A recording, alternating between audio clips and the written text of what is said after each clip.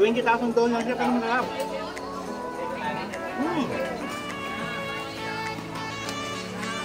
Wow! Okay, so may rice paper.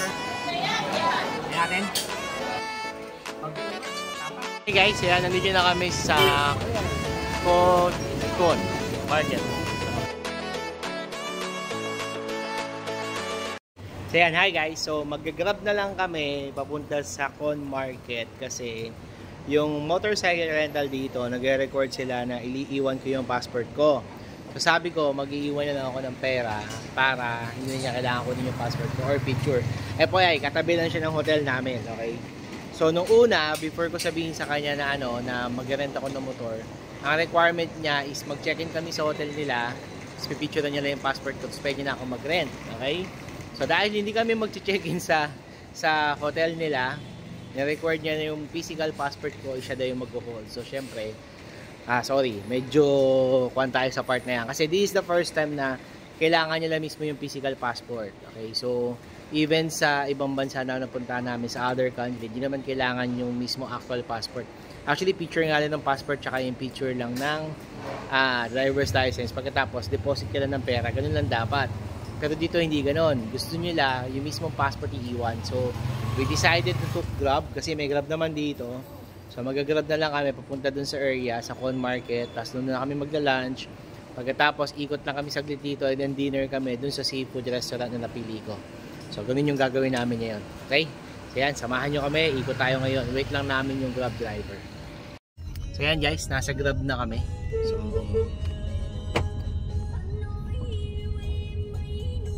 okay, na-adjust ko lang yung aircon. So as per Google Map, nasa 5 minutes away lang siya from the hotel. So this is 30,000 dong. Sigurin yung minimum nila dito. Okay. So yan. So may discount si Grab dito sa may part nito ng Danang. Doon sa Little Bana kagabi wala siyang discount. Okay. So at least ito, naka-aircon kami ngayon. Now tomorrow, so doon tayo sa Saigon. So sabi is 250,000 daw yung rent ng motor, okay? So pero may friend tayo sa Saigon, so tatanungin ko siya if that is okay.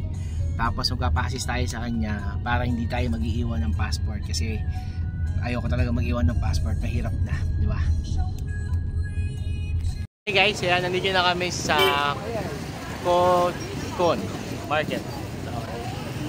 So ito yung ni-refer sa akin ng hotel na area kung saan daw kami makakahanap ng local dish na specialty mismo ng Danang. Okay, so eto yan, marami silang mga pasalubong din. Actually mukhang mas malaki siya kaysa sa Han Market. Mas malaki siya sa Han, no? Mas maluwag. Okay, so ito yung area. So hi Danang, good morning. So medyo na-stress lang ako kanina doon sa pagrenta ng motorcycle kasi kailangan ng passport, okay?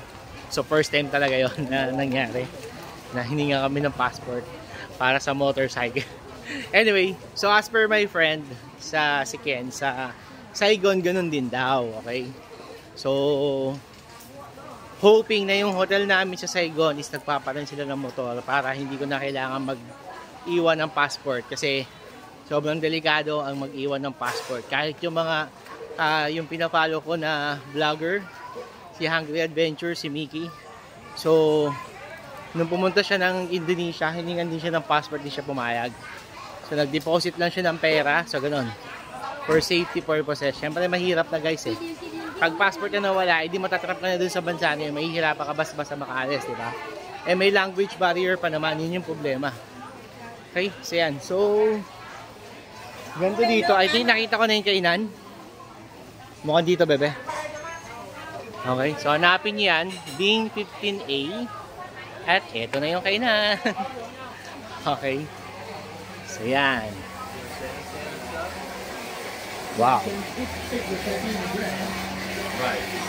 So meron silang mga fish. So ganito, may ganyan sila. Iba't ibang mga pagkain na pinuro, yung para mga delis. So yan. So, depende kung anong gusto mong kainin at kung saan mo gusto kumain. Pero ito yung mga food nila. Okay, siya. May white dumpling din sila. So, ito yung mismo market. Dito kami kakain ngayon. Dito kami mag-i-inquire. So, balikan namin kayo. So, guys, yan. Naka-order na kami. Dito kami umorder kay Kuya. So, ito yung store niya. Okay. So, pinakita lang namin sa kanya yung pinakita sa akin sa hotel. So, yun yung in-order namin yung pangatlo. So, Bang Trang Kontit Heyo. Okay. Pagkatapos, yung isa is dito daw mabibili kay nanay. So, bibili ako sa kanya ngayon nun. Okay, balikan ko siya. But first, eto na yung order namin. Wow! Okay, so may rice paper. Okay. So, may mangga siya. Okay, so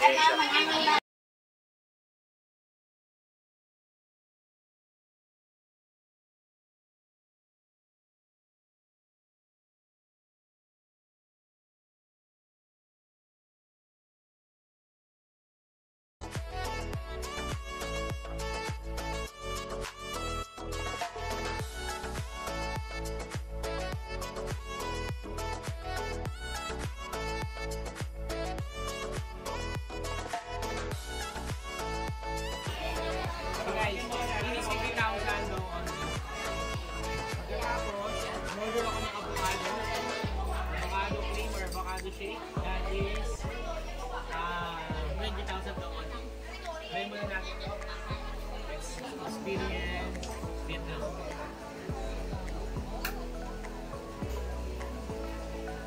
No.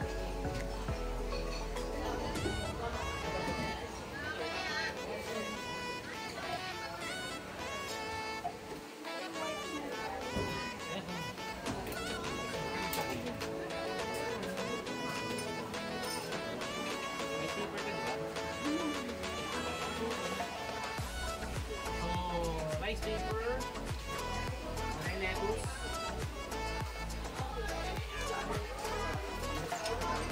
tapos dahon,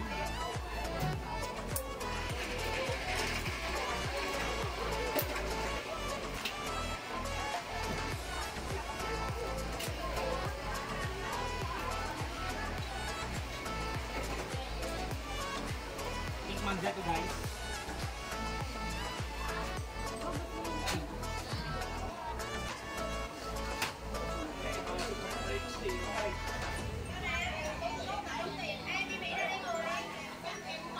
Tapos, pork.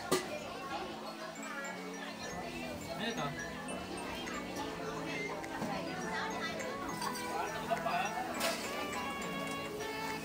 So, ito yung wet rice paper. So, all yun natin.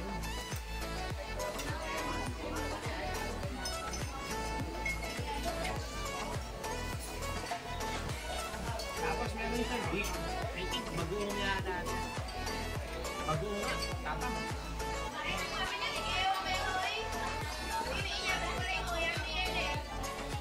Ganito yung tissue nila. Okay.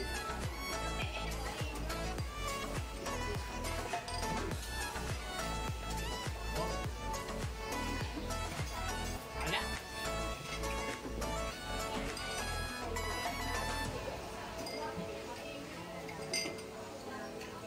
Ang sarap.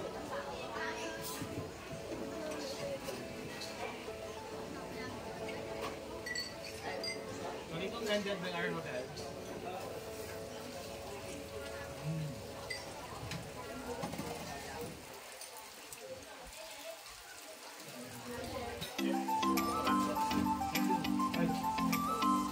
Hindi avocado cream niya. Avocado cream. Tapos, may mga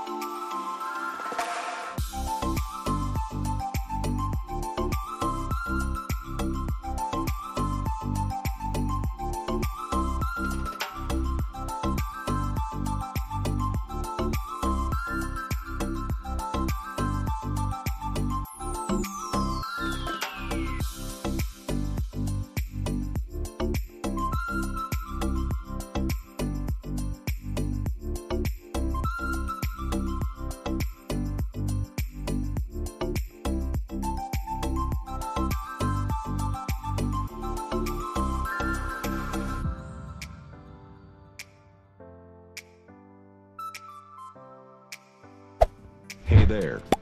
Subscribe to my channel. And also press this bell icon.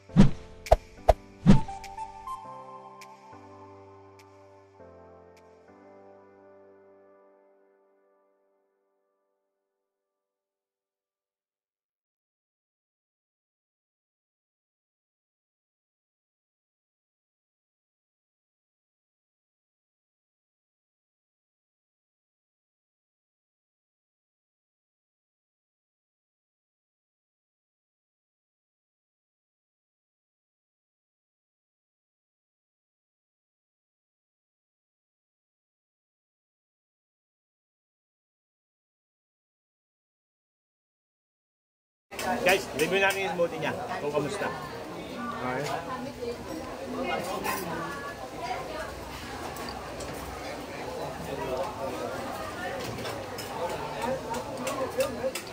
Banana yata to.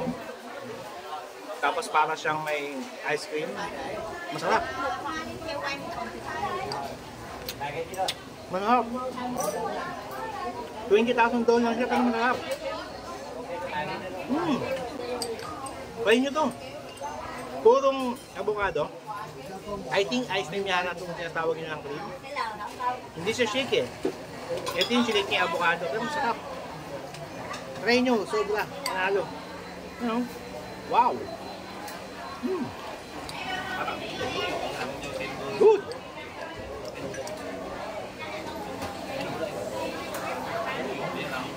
This is good. Nice. Sarap. Try nyo to guys. Sa store ni Kuya. 20,000 lang. So guys, diyan kami kumain ng lunch. Okay. So punta kayo dito. Masarap yung lunch nila. Especially yung avocado nila. Babalik kami dito later ulit. Kasi try pa natin yung 3 dish ng Vietnam. Dito sa Da Nang. Yan. Hi guys. So tapos na kaming kumain ng lunch. So ngayon, maglalakad-lakad muna kami dito sa Con Market. Okay? So, check namin yung iba nilang delicacy na bago sa paningin ko. Okay? So far, yan. Dito tayo galing kanina. Okay. So yan, meron sila mga juices. Okay? Yan. Kung gusto nyo mag-CR. Nakakapag-try na kami ng ganyan sa Way. So, sa Hoi An pala. So, hindi muna kami magta-try dito niyan. So, meron pa kaming 2 dish na hindi pa natatry. Actually, 3 dish, okay? Natatry pa namin later kasi yung kinain namin kanina for 70,000 doon kasama yung drinks is mabigat na sa tiyan. Puro gulay yun sa ganun. So, tara, ikutin mo natin itong market nila para malaman natin kung ano yung pwedeng i-offer nito sa atin. So, yan guys. So, kasi magmamotor na naman kami. Actually, sobrang late na pagbili namin ito. Pero mas mura dito. Pwedeng tindahan ni ate. Okay. So, 20,000 dong lang. Nung nag-inquiry kami nito sa Hoi An, is nasa, ano tawag dito? 60,000 dong. Binibenta sa amin. So, hindi ako kumuha. So, dito is 20,000 dong lang. Okay, so yan. Nakakuha na kami. Yung bracelet mo, pwede mo ilabas yan. Hindi, tinanggal ko. Sabi niya, wag mo ba? Okay. And then, sa akin. Anong kulay sa akin? Ano maganda? Gray na lang, no? Use mo na lang, gray. So yan, susot sa akin ni ate. Video mo ako. Lagot ka kay ate. Seryoso yan.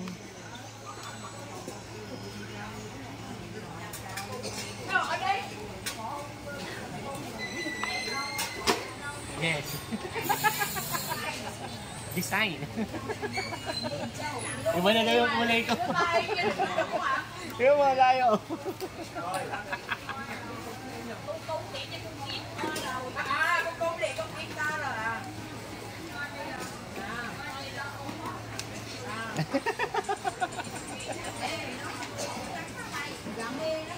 Okay, sa'yo. Sa tingin sa'yo. Kailangan. Susot ni ate yun sa'yo.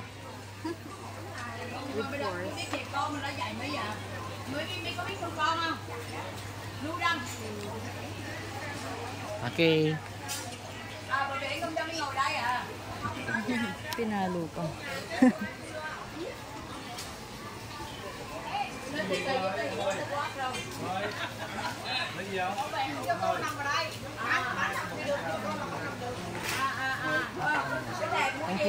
Thank you. Ayan guys, so nakakuha na kami. Pwede na kami sumabak sa initan. Okay. So, masyado nang late pero okay lang. Importante meron pa rin. Kasi mas mainit daw sa Saigon.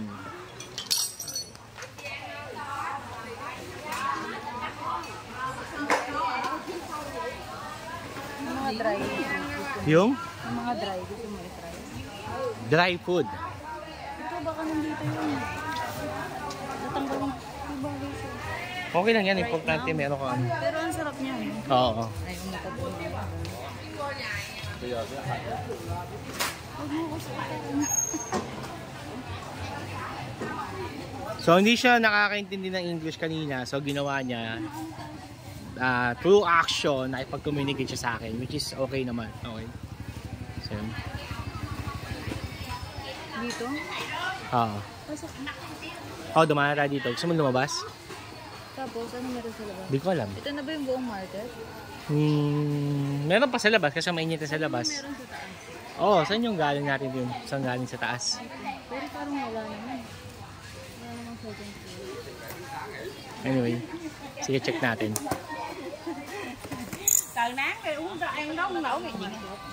Nang? Pwede naman. Tatry ko muna yung yung isang dish. Sige, pasok. Galing tayo. Guys, tandaan nyo yung mga yan ha.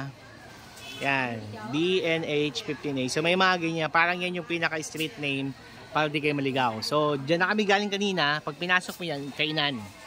Okay, so ito kainan siya. So dito kami kumain kanina. So yan.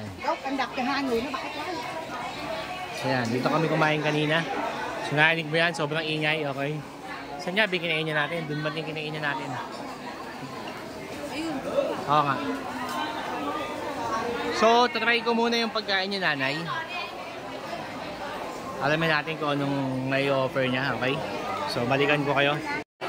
So, yan guys. So, dito ako order kay nanay. So, ito yung sinabi ng isang kwan sa hotel na food na dapat kong matikman dito sa Danang. Okay, so yan siya. So, okay. So, noodles pala siya. Ito yata yung grilled noodles. Okay, tapos gulay. And then, naka-gloves naman si nanay, don't worry. Oh. Bebe, parang siyang kebab. Okay.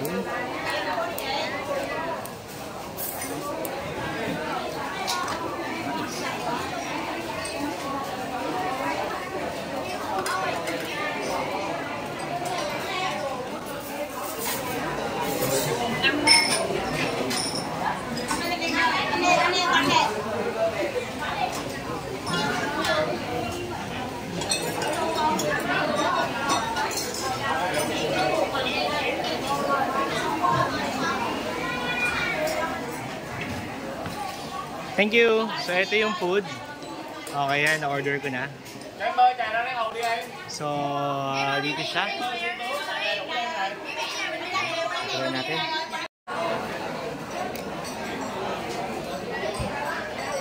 Ang pangalan nito? Bankan siya? Ay.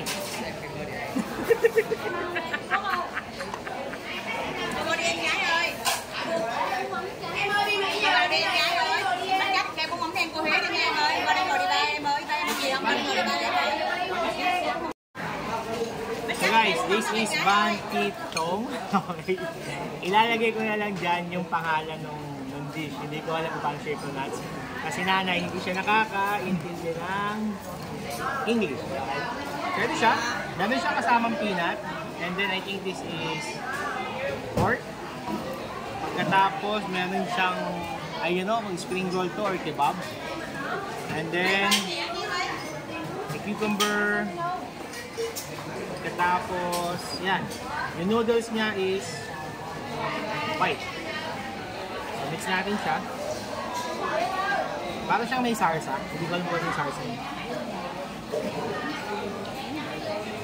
Tapos meron siyang coriander, cabbage, and then sile. So this is dried noodles. Hindi siya yung may sabaw. So, pero authentic.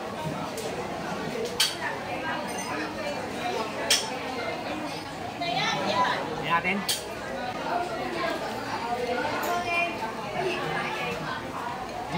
Mấy mà mấy chị nó đi nằm chắc thịt luôn mà bò đen vậy. Ai nhắn thịt con đen bò đen đi. Ai nhắn thịt con đen bò đen đi. Local dish ng Danang. So kung si Oyan, meron siyang kaulo, pwede naman kay Danang. Yung kaulo, ginigit ko yun siya, no? Ito hindi.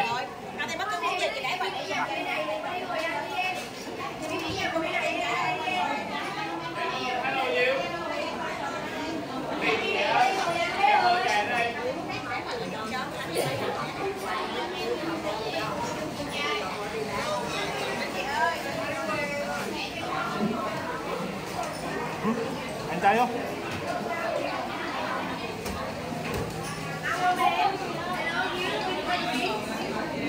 Guys, durian shake. First time kong magta-try nito dito pa sa Vietnam, okay? May ganito sa atin sa Davao. Pero never pa kami nakapunta sa Davao. So check natin dito sa Vietnam kung totoong masarap tong gustong-gusto ni Mickey. Mickey ng Hungry Adventure. So mag-like and subscribe kayo sa channel niya. Magaganda yung mga videos niya all about Thailand.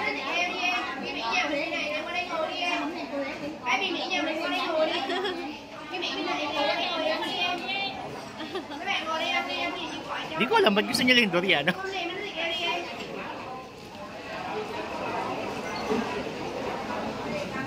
May aftertaste.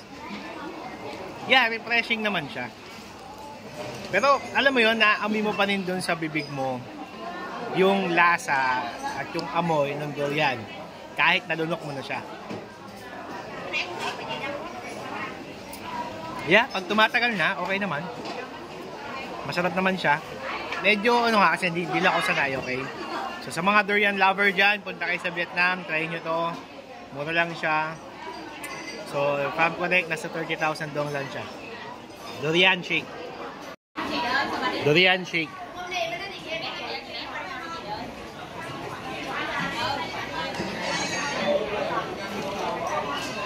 Isa pa, hiwa pa isa pa.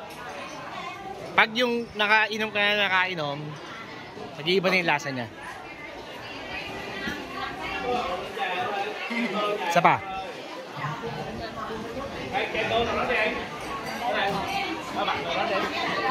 Diba? Sumasarap na siya habang tumatagal. Okay? So tama na, baka maubos mo. Akin yan eh. So guys, kaya pala malinis yung market nila kasi regular sila naglilinis. Pagkatapos yan, talagang may naglilinis talaga. Tapos yung mga tindera, kusa sila na naglalabas ng basura nila. So sobrang linis dito. So punta kayo dito. So panalo tong market na to.